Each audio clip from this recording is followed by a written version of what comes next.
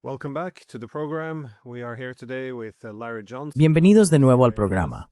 Hoy estamos con Larry Johnson, exanalista de la CIA, para hablar sobre la ofensiva diplomática, algo sorprendente, que está saliendo de Washington. Más concretamente, este plan de paz, de 28 puntos, ha tomado a muchos por sorpresa. Creo que eso se puede ver especialmente en Zelensky y en Europa, así como en los sectores más belicistas de Estados Unidos. Se han opuesto de inmediato, calificándolo de rendición y condenándolo esencialmente. Sin embargo, desde tu perspectiva, sostienes que no se trata solo de que sea inaceptable para los ucranianos. Y bueno, por supuesto, los europeos quieren mantener esta guerra. ¿Crees que Rusia aceptaría el acuerdo tal como está? Agreement as it stands. No. The agreement as it stands completely unacceptable. No. El acuerdo tal como está es completamente inaceptable. Rusia no lo aceptará. Sin embargo, ya sabes, Rusia va a abordar esto de una manera muy rusa, lo que significa que acogerán con agrado la oportunidad de negociar y continuar las conversaciones con Washington. Creo que el lenguaje de Lavrov será algo así como expresar el deseo de lograr una solución justa que sirva a los intereses de ambos países. Un lenguaje muy diplomático. Pero si tuvieras a Sergei Lavrov tomando una cerveza, diría, esto no tiene ni pies ni cabeza, no lo entienden, Occidente sigue sin escucharnos. They don't understand. The West is still not listening to us. Now, that said, when you go through the Dicho esto, cuando se revisan los 28 puntos diferentes, se demuestra que al menos alguien del lado estadounidense, esto no fue un esfuerzo casual ni despreocupado, le dedicó algo de reflexión. Hay al menos cierta comprensión de cuáles son algunos de los problemas. Así que es un buen punto de partida. Lo que la gente debe entender es que para empezar, Rusia todavía no ha recibido un documento real de Estados Unidos. Eso, según Pepe Escobar y yo el miércoles, junto con un hombre llamado Alexander Kazakov, que es copresidente del Club de Unidad Internacional. Tuvimos una entrevista con Maria Zakharova y el juez napolitano se unió a la reunión y le hizo la pregunta crucial.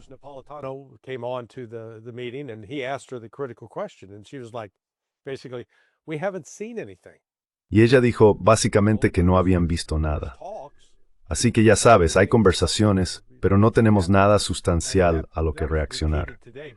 Eso lo repitió hoy Peskov. Así que tanto el Ministerio de Asuntos Exteriores como el Kremlin están diciendo, sí hemos oído que hay algo por ahí, pero aún no lo hemos visto. Cuando revisas el documento, está claramente escrito desde una perspectiva estadounidense, sin tener en cuenta lo que Putin, el Ministerio de Asuntos Exteriores, el ejército y otros líderes políticos llevan diciendo desde hace bastante tiempo que ya sabes, Rus tiene estos intereses. Russia's got these interests. Putin laid those out very clearly on June 14th, 2024. Putin las expuso con mucha claridad el 14 de junio de 2024. Y sin otra cosa, esos intereses no solo no han cambiado, sino que ahora Rusia se encuentra en una posición en la que, si esos intereses que identificó no se satisfacen, los ampliará. Van a tomar Dnipropetrovsk, van a tomar Kharkov, tomarán Sumy, probablemente Poltava, y luego darán a la gente de esas regiones la oportunidad de votar si quieren o no unirse a la República Rusa. Pero sabes, una de las cosas más sorprendentes de este documento, déjame buscarlo aquí, lo tenía, era el punto número, a ver, ¿qué número era? El número 6. Let's see, what number was it? Oh, number 6. Number 6 says the size of the armed forces of Ukraine. El punto 6 dice que el tamaño de las Fuerzas Armadas de Ucrania se limitará a 600,000 efectivos.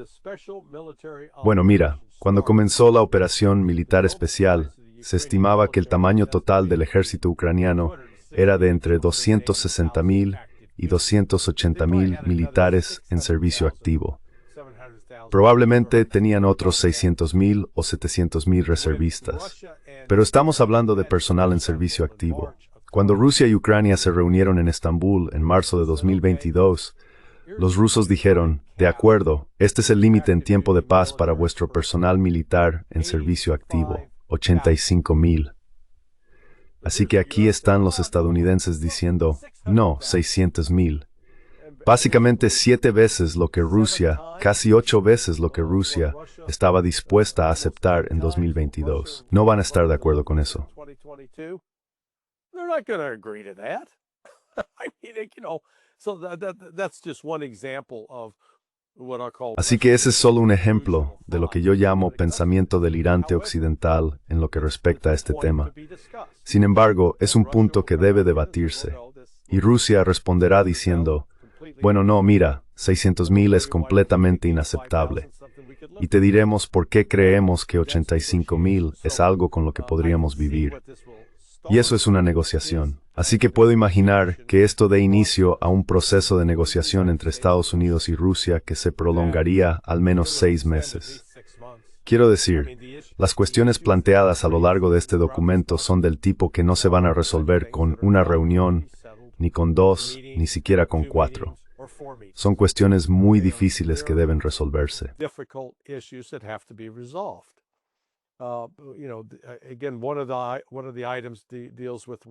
Uno de los puntos trata sobre qué territorio puede conservar Rusia. Dice, de acuerdo, reconoceremos que Crimea, Donetsk y Lugansk forman parte de Rusia, parte de vuestra República Federal, pero tenéis que deteneros donde estáis, congelar la situación en Jersón y Zaporilla. Sin embargo, Rusia aún no ha logrado recapturar completamente ni tomar el control total de esos dos territorios. No obstante, según la actual constitución rusa, ambos territorios, Jersón y Zaporilla, forman parte de Rusia. Así que no es algo que Putin pueda simplemente negociar. Del mismo modo que Donald Trump no podría ir a hablar con Putin y decir, de acuerdo, sí, te daremos Alaska y Hawái. No se puede hacer eso. Esos son estados de Estados Unidos. Those are states of the United States.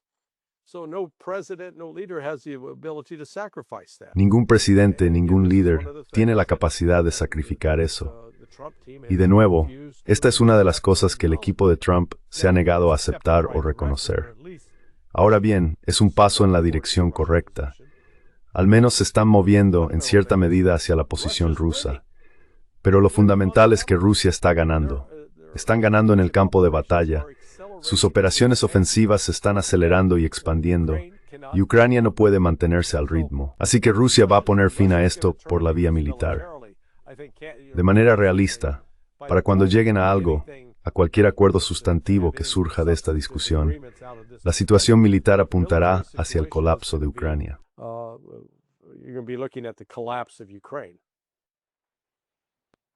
I think the Ukrainians probably played. Creo que los ucranianos probablemente manejaron esto un poco mal, porque se opusieron con tanta fuerza a la propuesta, rechazando prácticamente cada punto de la lista. Ahora bien, sí, esto es desafortunado para Ucrania, porque Trump realmente quiere lograr este acuerdo de paz y poner en marcha las negociaciones, especialmente dado que las cosas van muy mal para la OTAN y Ucrania en el campo de batalla. Pero la fuerte oposición de Zelensky a esto significa que Estados Unidos tendrá que ejercer mucha presión sobre él para que lo acepte. ¿Crees que Trump tiene el apoyo político en Washington para empezar a recortar suministros militares, logística o inteligencia? Algo que, bueno, esencialmente obligue a Zelensky a reconsiderar su oposición. Zelensky to reconsider his opposition. Sí, en realidad creo que esa puede haber sido la intención detrás de todo esto. Crear una propuesta estadounidense, muy específica, que en apariencia resulte razonable y ofrezca al menos la posibilidad de que Rusia la acepte, con el fin de forzar la mano de Ucrania. Cuando Zelensky diga, ni de broma, no vamos a hacer eso, entonces le da a Trump la oportunidad de decir, vale, ya sabes, hemos intentado todo para llegar a un acuerdo, y los que lo impiden son los ucranianos. Así que se acabó. Eso es algo que escuché repetidamente en Moscú de múltiples fuentes, que esta guerra terminará una vez que Estados Unidos se retire.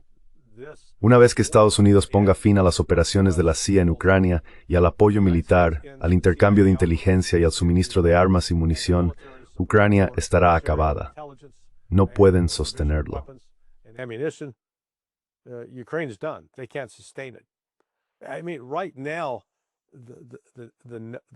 Quiero decir, ahora mismo las cifras cuentan la historia.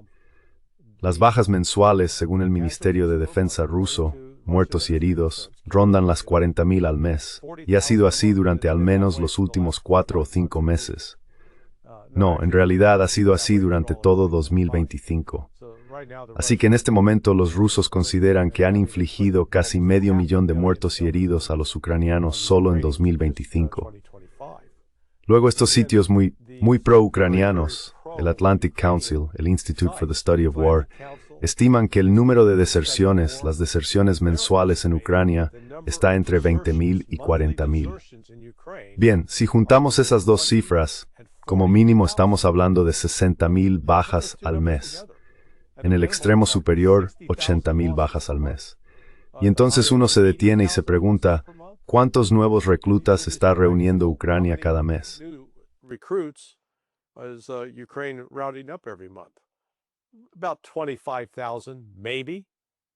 Unos 25.000 quizá. Y esos 25.000 no están siendo enviados a un campo de entrenamiento donde pasen de 3 a 6 meses aprendiendo. Dios mío, no. Están tan desesperados que les ponen uniformes, les dan armas, ni siquiera saben marchar en formación y los empujan al frente. Ucrania está en una espiral de muerte ahora mismo, en mi opinión, y esto no es sostenible. La gente está muriendo por todas partes. En 2027, lo siento. Esto no puede durar tanto, simplemente porque Ucrania no tiene suficiente personal. Y no veo que la OTAN, aunque todavía hay algunos mercenarios que siguen llegando, sea capaz de desplegar fuerzas para mantener esto. Si lo hacen, la guerra se expandirá a Europa y las capitales y bases militares europeas serán atacadas y destruidas por Rusia.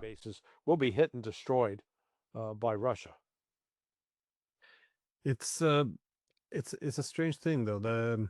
Es algo extraño, sin embargo. Mencionaste que la guerra terminará cuando Estados Unidos ponga fin a su apoyo o cooperación con los servicios de inteligencia ucranianos. Pero eso plantea una buena pregunta. ¿Por qué todo esto tiene que recaer sobre Ucrania desde el principio? Gran parte de ello debería ser realmente un acuerdo entre Rusia y Estados Unidos. Porque, bueno, ya sabemos, tal como confirmaron el New York Times y el Washington Post, que el día después del golpe de 2014, la CIA y el MI6 empezaron a trabajar con los servicios de inteligencia. Nombraron a un nuevo jefe de inteligencia en Ucrania y comenzaron a reconstruir los servicios desde cero como un instrumento, una herramienta contra Rusia.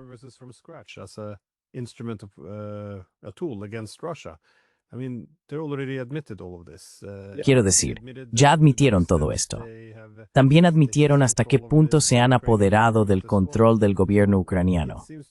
Así que parece, y también está confirmado, que esta fue una de las razones principales por las que Rusia decidió invadir en 2022. Los servicios de inteligencia de Estados Unidos y del Reino Unido se habían arraigado tan profundamente en Ucrania. Pero es muy extraño que en este plan de paz de 28 puntos se lo denomine un plan de paz entre Rusia y Ucrania, después de que Boris Johnson, Marco Rubio, todos, confirmaran que se trata de una guerra por poderes, y aún así, esta es una limitación clave.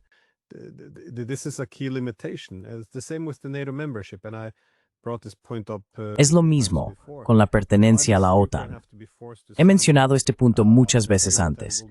¿Por qué Ucrania tiene que verse obligada a firmar un acuerdo en el que se comprometa a no unirse a la OTAN?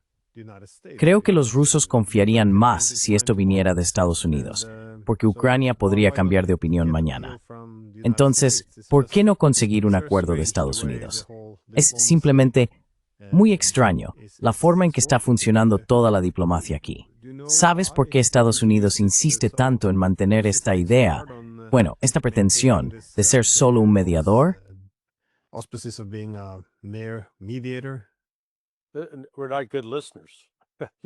No somos buenos oyentes. Ya sabes, la administración Trump y en realidad el Estado profundo, aquellos que precedieron a Trump en la CIA, el Pentágono y la Agencia de Inteligencia de la Defensa, tienen esta narrativa sobre por qué Rusia está haciendo lo que hace y está completamente desconectada de la realidad. De hecho, Rusia habla de las causas profundas. La causa fundamental de este conflicto es la expansión de la OTAN hacia el este y el cerco a Rusia con armas ofensivas. Los llamados sistemas de defensa aérea Aegis, desplegados tanto en Rumanía como en Polonia, son perfectamente capaces de portar misiles con ojivas nucleares. quite capable of carrying nuclear-tipped missiles. And so, Russia takes that as a very, very serious. Y así, ya sabes, Rusia considera eso una amenaza muy, muy seria. Cuando revisas ese documento de 28 puntos, lo publiqué en sonar21.com e hice un análisis de algunos de los párrafos. Uno de los puntos es que la OTAN puede básicamente desplegar todos sus aviones de combate con base en Polonia. Bueno, Rusia no va a decir, de acuerdo, no pasa nada. No, Rusia no va a aceptar eso. Y aparte de decir que habrá garantías de que Ucrania no se unirá a la OTAN, no hay nada que cuestione la expansión de la OTAN, salvo una promesa. Prometemos solemnemente que nos expandiremos más hacia el este. We double dare dog promise that we'll never expand any more to the east. Russia's heard that before, repeatedly. Rusia ya ha oído eso antes, repetidamente, y saben que no se puede confiar en ninguna promesa que venga de Occidente. Tiene que haber un compromiso concreto, lo que significa cerrar bases y retirar fuerzas. Creo que eso es lo que Rusia exigirá. Así que, hasta que Occidente asuma la necesidad, reconociendo que en realidad todo este conflicto trata del papel de Ucrania en la OTAN, no tiene nada que ver con el deseo de Rusia de obtener territorio ucraniano. Durante mi reciente visita a Brest, tuve la oportunidad de Vasily Prosorov. Prosorov fue coronel de CEU que servía en Ucrania. The SBU, the Ukrainian Security Service. It turns out he was a Russian. Resultó que en realidad era un agente ruso. Empezó a cooperar con los servicios de inteligencia rusos en 2014 y luego desertó a Rusia en 2018. Le pregunté en profundidad sobre el papel que la CIA ha desempeñado en Ucrania, y se remonta a hace 25 años o más. La CIA ha estado desarrollando, reclutando y entrenando activamente, entre otras cosas, a distintos ucranianos como una forma de ganar influencia, hasta el punto de tener una oficina dentro de las sedes tanto del GUR como del SBU. Así que Occidente aún no ha reconocido que la OTAN es el problema. Soluciona la cuestión de la OTAN y entonces pondrás fin a la guerra. Solve NATO, then you bring it into the war. So where do you expect this to go from here on, though? Entonces, ¿a dónde esperas que vaya esto a partir de ahora? Porque podría ser una oportunidad para al menos sentarse y volver a hablar. La última vez, parecía que Trump hacía esos comentarios sobre que los ucranianos y los rusos luchaban por nosotros, suponiendo, imagino, que si la guerra empezaba a inclinarse de forma decisiva hacia un lado u otro, habría más disposición a llegar a un compromiso. Pero como vemos, ya no queda mucho motivo. Al menos en Europa, cada vez reconocen más que la guerra está perdida y que no se puede revertir realmente. Sin embargo, nadie está dispuesto a contemplar ningún tipo de paz. Toma como ejemplo a Kaja Kallas, la jefa de política exterior de la UOM, que sostiene que, bueno, queremos la paz, pero ya sabes, la paz primero tiene que significar debilitar a Rusia.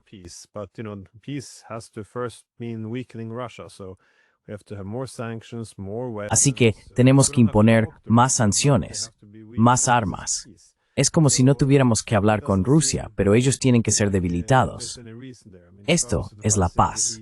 Así que no parece que haya ninguna lógica en eso. Quiero decir, si yo asesorara a la UIS y ves que la situación en el frente está empeorando, entonces el acuerdo político solo empeorará día a día. Así que querría llegar a un acuerdo hoy.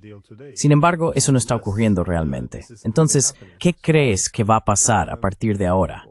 ¿Será simplemente Trump intentando ejercer la mayor presión posible sobre los ucranianos y los europeos? Porque creo que también amenazó con imponer duras sanciones a Rusia pronto, lo que reduciría la presión sobre Ucrania. Así que es muy confuso lo que realmente está ocurriendo aquí.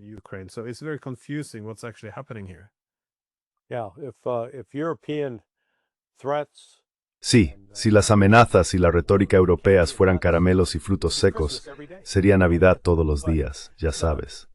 Pero son palabras vacías por su parte, porque hay que dar un paso atrás y decir, vale, ¿qué pueden hacer realmente? Quiero decir, ¿tiene Europa, Alemania, Francia, el Reino Unido en particular, una base industrial intacta capaz de producir las armas que podrían contrarrestar lo que Rusia está utilizando ahora mismo en el campo de batalla?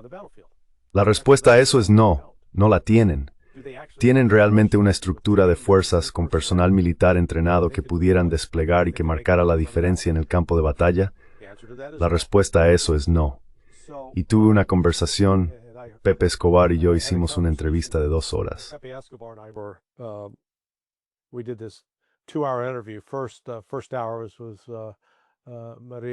La primera hora fue con María Zaharova y la segunda mitad con el teniente general Abdi Alaudinov, jefe del batallón Ahmad. El general Alaudinov dijo: mira, los europeos nunca aprenden. En 1812 nos atacaron y los expulsamos de Rusia. En 1814 fuimos a París para corregirlos. Los alemanes nos hicieron lo mismo en la Segunda Guerra Mundial, la Gran Guerra Patria, y fuimos a Berlín. Así que si Europa sigue por este camino, por ahí se resort a obtener el fin, porque no vamos más a todo esta menegd. La frente no me momenta sencillo. We will address it militarily if necessary. Very matter of fact, not belligerent, not threatening. Muy directo, nada beligerante, nada amenazante, simplemente diciendo: mirad, la historia es la que es, y los europeos harían bien en aprender de ella. Los rusos no tienen ningún interés en capturar o conquistar Europa porque su territorio abarca 11 usos horarios. Ya tienen más que suficiente tierra con la que lidiar. No buscan más, no necesitan más, y Europa no tiene nada que ellos necesiten, incluido el champán. Los rusos encarmen, tu steiner los propios vinos, vuestros vinos, viande, así que no necesitan a Francia para eso. Ese tipo de situación va a obligar a Estados Unidos a traer en el que. Trying to compel the United States to enter the war. That's what they calculate is their only. Esa es la estrategia que calculan como la única posible, la única en la que creen que pueden tener éxito. Si Estados Unidos se involucra, entonces quizá tengan una oportunidad. Y si yo fuera ruso, no se trata solo de la amenaza que proviene de Ucrania en relación con la OTAN. Hay que mirar a través del Cáucaso, a través de Georgia, los intentos occidentales de desestabilizar ese gobierno. Los esfuerzos occidentales en Armenia y Azerbaiyán para conseguir una posición que les permita volverse contra Rusia e Irán. Estas recientes peticiones a los OTAN, ya sabes, Kazajistán, Turkmenistán, Tayikistán. Occidente continúa su esfuerzo por rodear a Rusia, tanto para debilitarla como para dividirla en partes constituyentes que Occidente pueda explotar fácilmente. Les digo a mis amigos rusos que más les vale entenderlo. Eso es lo que está ocurriendo. To my Russian friends, they better understand that. That's what's going on. The United States, neither the United States or Europe, have any. Ni Estados Unidos ni Europa tienen el más mínimo interés, cero, en decirle a Rusia: oye, ¿sabes qué? Seamos amigos en pie de igualdad. No queremos nada de ti, tú no quieres nada de nosotros. Será un juego de suma positiva y te respetaremos como país. Dejaremos de intentar subvertirte. Eso nunca va a suceder. Occidente está tan enganchado a destruir a Rusia como un adicto al crack lo está al crack. Y por eso hay tanto teatro político en marcha. Pero creo que los rusos, de manera pragmática, reconocen que ahora mismo tienen la ventaja. Están ganando sobre el terreno en Ucrania. Y no hay nada que la OTAN ni Estados Unidos puedan hacer para detenerlo. Nada en absoluto.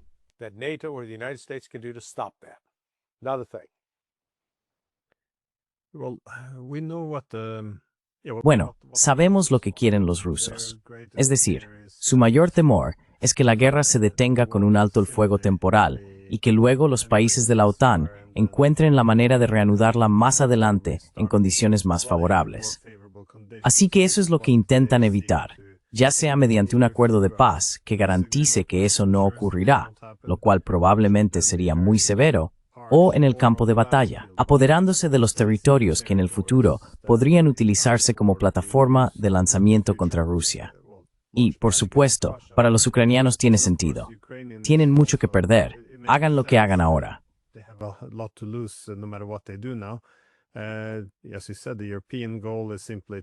Y como dijiste, el objetivo europeo es simplemente arrastrar a Estados Unidos a esto del lado contrario a Rusia, por lo que a menudo es buena idea fingir que queremos un acuerdo de paz, pero presentarlo como un alto el fuego incondicional o algo que Rusia no pueda aceptar, solo para asegurarnos de que la ira y la presión de Trump se dirijan contra Rusia. Pero, ¿qué crees que Estados Unidos quiere lograr realmente aquí? porque algunos de los puntos de este acuerdo parecen concesiones hacia Rusia, como invitar a Rusia a volver al G8. No puedo imaginar que eso viniera de Moscú, porque bueno, el G7 se ha convertido en una especie de chiste en Rusia ahora.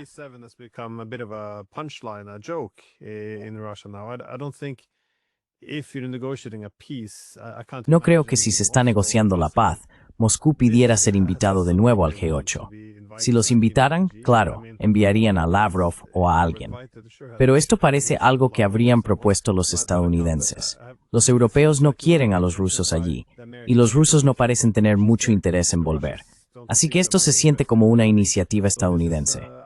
¿Es un intento de integrar a Rusia en el sistema unipolar? ¿Cuál es el razonamiento aquí? So, Entonces, let me ask déjame preguntarte esto. you, ¿Tenéis una liga profesional de hockey en Noruega? Hockey League in Norway? Sí, creo que sí. No sigo mucho los deportes. Yeah, well, I will use it as an We'll assume example. so. So, let's say that you Bueno, usaré eso como ejemplo. League in Norway. Supongamos que tienes esta liga profesional de hockey en Noruega, pero no son muy buenos y tú eres uno de los equipos allí. Ahora te han pedido que te unas a una liga europea de hockey, que es mucho, mucho más grande y mejor. Aquí está el trato. Oye, Glenn, si firmas esto, puedes volver y ser parte de la Liga Noruega de Hockey. Y tú dirías, ¿por qué querría hacer eso? Soy miembro de la Liga Europea. Así que aquí están los Estados Unidos haciendo una oferta a Rusia. Sí, te dejaremos volver a ser parte del G8. Pero ahora mismo los BRICS tienen más PIB que todas las naciones del G7, y los BRICS controlan más recursos naturales que todas las naciones del G7. Así que sí, vuelve y únete a una organización perdedora. Yeah, come back and join a loser organization. I mean, the Russians gotta laugh at that. Quiero decir, los rusos tienen que reírse de eso. But it Es ridículo. Pero refleja la ilusión de parte del equipo de Trump. Quien haya elaborado esto, probablemente Scott Bessent, diría yo, realmente cree, como el secretario del Tesoro, que Rusia realmente quiere formar parte de nuestro club porque somos tan poderosos, tan económicamente potentes que no pueden resistirse. Se sienten excluidos. Y uno de los otros elementos de ese plan es, bueno, empezaremos reduciendo gradualmente algunas de las sanciones. La posición de Rusia es, no, levantad todas las sanciones ahora, de inmediato. Otro elemento de la propuesta es, vamos a tomar esos activos congelados que robamos a Rusia y daremos $100,000 millones de ellos a Ucrania para ayudar a reconstruir el país. And we're going to give $100 billion of it to Ukraine to help build Ukraine. Russia's going, you're not taking our damn money. Rusia está diciendo, no vais a coger nuestro maldito dinero. Si gastamos algo en Ucrania, esa decisión la tomaremos nosotros, no vosotros. Así que quiero decir, hay cuestión tras cuestión como esta a lo largo de esos 28 puntos. Por eso digo que fue redactado desde la perspectiva estadounidense. Refleja la comprensión estadounidense del conflicto, o más bien su falta de comprensión. Pero Rusia se sentará a hablarlo. No van a decir, hemos leído el documento, no hay nada de qué hablar aquí. No, lo discutirán. Si no otra cosa, las conversaciones continuarán durante 6 meses, y Rusia seguirá ampliando su control territorial en Ucrania. Entonces la situación militar para Ucrania y la OTAN será aún peor de lo que es ahora. And NATO will be even worse than it is now. Well, my last question then is, if you look at Bueno, your crystal mi ball, última pregunta es, how will this, si miras en tu bola de cristal, ¿cómo se desarrollará este juego diplomático en el futuro? as you Porque said, bueno, it's, como dijiste, hay una fuerte oposición por parte de Zelensky y los ucranianos. Zelensky and Algunos de estos puntos también parecen cruzar ya algunas de las líneas que Rusia estaría dispuesta a aceptar. Y creo que tenías toda la razón sobre el dinero, especialmente en que está legitimando el robo, no solo tomando el dinero, sino entregándoselo luego a Ucrania. Yo, ya sabes, aunque a veces pensemos que Putin es un dictador, puede hacer lo que quiera. We convince ourselves that Putin as a dictator can do what he wants. I mean, he needs to have some support. Quiero decir, necesita contar con cierto apoyo del establishment político en Rusia. Me resulta muy difícil imaginarlo presentando este acuerdo. Va a ser muy complicado que alguien lo acepte. Pero de nuevo, como dijiste al principio, esto abre cierto margen de maniobra. Y creo que esto es algo por lo que Trump se ha hecho conocido, haga lo que haga. Ya sea que proponga una riviera en Gaza o lo que sea, siempre parece querer causar un gran impacto, darse un poco de margen de maniobra y agitar las cosas. No estoy seguro de si eso es lo que busca aquí, pero ¿qué crees que pasará a partir de ahora? What do you see happening from here on? Well, Russia is open. Bueno, They'd like to have Rusia a está normal abierta. relationship with Les gustaría tener una relación normal con Washington, normal en el sentido de la normalidad de la Guerra Fría, cuando teníamos diplomáticos en las capitales de ambos países y vuelos directos para poder volar a Moscú desde Nueva York o Washington D. Así que se hablaba. No se estaba de acuerdo, por el amor de Dios, ya sabes, porque había muchas áreas en las que la guerra casi se volvía caliente. Luchábamos contra la expansión soviética, tal como la veíamos en Centroamérica, Angola y Afganistán, y los soviéticos combatían lo que consideraban intentos de subversión de Estados Unidos para infiltrarse y destruir Rusia. Así que era ese ir y venir. Y aún con todo ese ir y venir, se seguía hablando. With all that back and forth, you still talked. And even during the Cuban Missile Crisis, you had an ambassador there. Incluso durante la crisis de los misiles de Cuba, había un embajador allí en la calle 16 en ese momento, justo al norte de la Casa Blanca, para que pudieran hablar. Ahora no tenemos eso. Y hay muchas cosas muy simples que Donald Trump podría hacer para devolver las relaciones diplomáticas a una vía normal. Primero, restablecer los vuelos directos entre Estados Unidos y Moscú, y viceversa. Segundo, devolver la propiedad que Barack Obama confiscó ilegalmente a los rusos, devolvérsela, y levantar esta prohibición que impide a los rusos viajar a más de 25 millas de Washington, D.C. Quiero decir, demonios, eso apenas te lleva al norte del condado de Montgomery en Maryland, o al condado de Fauquier en Virginia. Out into Farquhar County, Virginia. But haven't done that. And I think there is some. Pero después de haber hecho eso, creo que hay una frustración real. María Zakharova habló de ello y estaba sinceramente frustrada. Es como, escuchamos las palabras pero no vemos las acciones. Así que ahora mismo la pelota está realmente en el campo de Donald Trump, que debe decidir si van a intentar normalizar las relaciones con Rusia. El problema es que en cuanto lo haga, hay un sector dentro del Partido Demócrata y también dentro del Partido Republicano que lo acusará de ser un traidor, de vender sus rusos de vrzas, ellos reduciendo bastante duro, y así sucesivamente.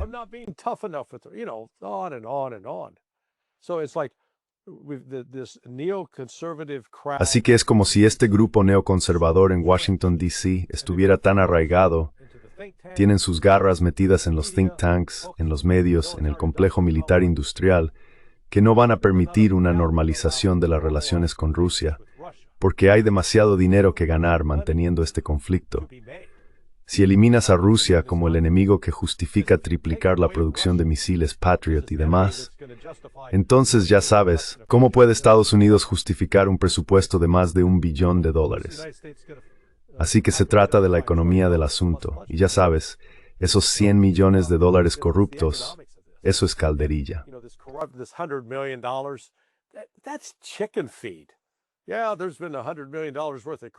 Sí, ha habido unos $100 millones en corrupción en el sector energético, pero la cantidad real de dinero que se ha robado a los contribuyentes estadounidenses y se ha desviado, parte de ella a los bolsillos de miembros del Congreso, tanto de la Cámara como del Senado, supera los $48 mil millones.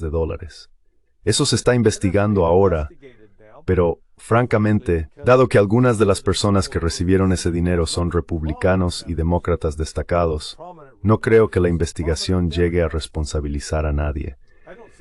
Una vez más, se está ganando demasiado dinero. Así que en este momento, Estados Unidos no tiene ningún incentivo financiero para buscar la paz con Rusia.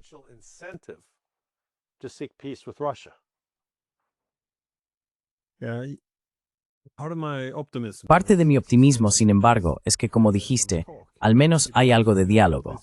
Antes, al menos durante la Guerra Fría, hablábamos entre nosotros. Y creo que parte de la locura en Europa proviene del hecho de que ya no hablamos con el oponente. ya no hay diplomacia. Básicamente, cualquier acuerdo que propongan los rusos o los estadounidenses, como este, tiene como respuesta principal la idea de que no podemos hacer ninguna concesión, porque cualquier concesión se percibe como una recompensa a la agresión rusa. Y si recompensas la agresión, solo incentivas una mayor agresión.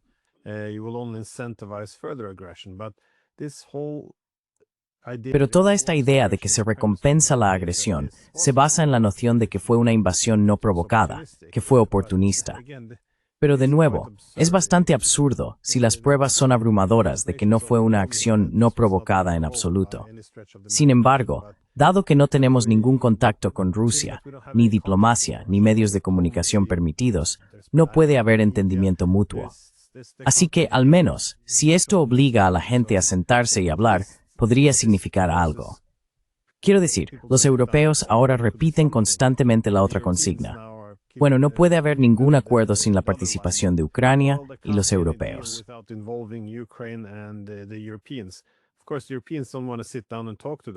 Por supuesto, los europeos no quieren sentarse a hablar con los rusos, lo cual es bastante ridículo.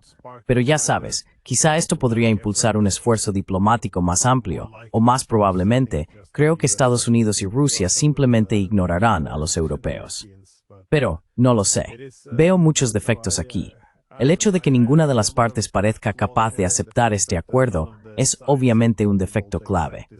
Aún así, hay algún motivo para el optimismo de nuevo, si al menos parte del camino diplomático se ha reactivado.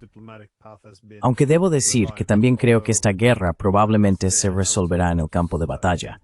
Pero, de nuevo, espero estar equivocado en eso.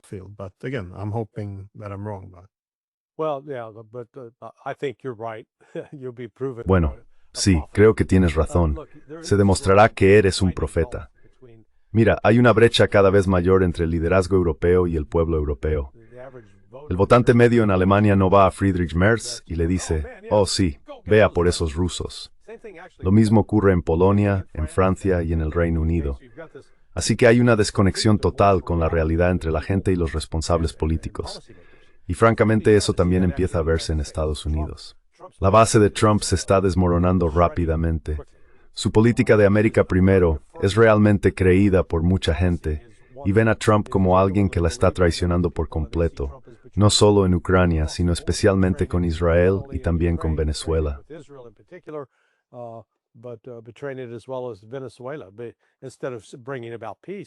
En lugar de traer la paz, se le considera un provocador de guerra, por lo que no se encuentra en una posición política fuerte.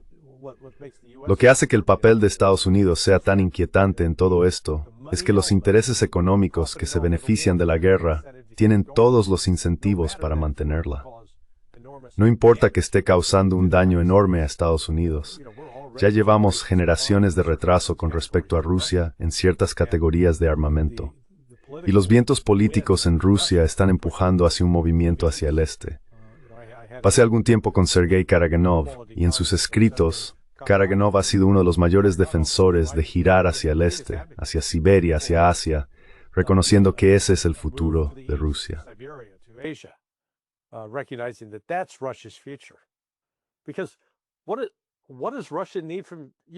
Porque ¿qué necesita Rusia de Europa? ¿Qué tiene Europa que ofrecer? Gente con el pelo azul y verde y comportamientos sexuales extraños. No tienen recursos dignos de mención. No están produciendo ningún producto o tecnología milagrosa que Rusia necesite. Quiero decir, realmente Europa es como ese pariente que tienes que es alcohólico y está en paro y quiere venir a vivir contigo. ¿Quién necesita ese drama?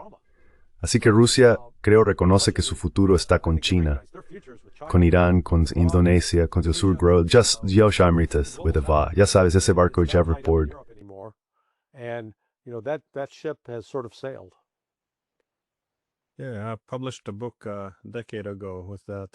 Sí, publiqué un libro hace una década titulado La estrategia geoeconómica de Rusia para una gran Eurasia. Sergei Karaganov escribió el prólogo y me dio un trabajo en su departamento en Moscú, que de hecho se centra en este tema. La tesis de mi libro era más o menos la misma, que todos los incentivos sistémicos sugerían que Rusia tendría, de ahora en adelante, su poder militar orientado hacia el oeste como elemento disuasorio frente a Occidente, mientras que todos sus instrumentos económicos de poder, cooperación tecnológica, cadenas de suministro, corredores de transporte, monedas, bancos de desarrollo, sistemas de pago, todo lo demás, estarían orientados hacia el este. Y creo que esta es la dirección que están tomando. No es un trabajo basado en deseos, sino un argumento sobre dónde se encuentran los intereses estratégicos de Rusia.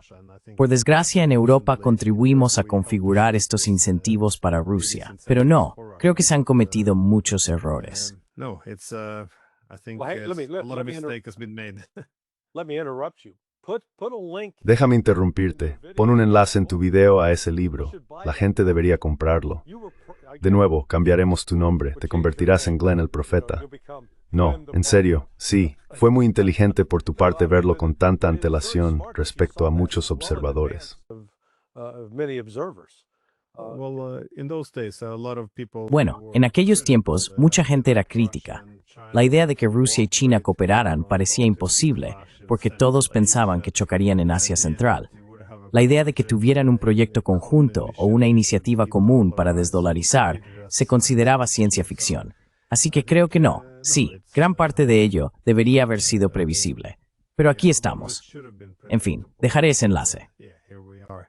Anyways, I will leave that link. So Eso significa que eres muy bueno en tu trabajo. Bueno, gracias. Y sí, id a pedir mi libro. Dejaré un enlace en la descripción. the description. Sí, absolutamente. Yeah. Sí. Thanks a lot. Bueno, muchas gracias, Larry. Y sí, que tengas un buen fin de semana. Weekend. All right, Muy bien, amigo mío. Siempre es un placer hablar. Adiós.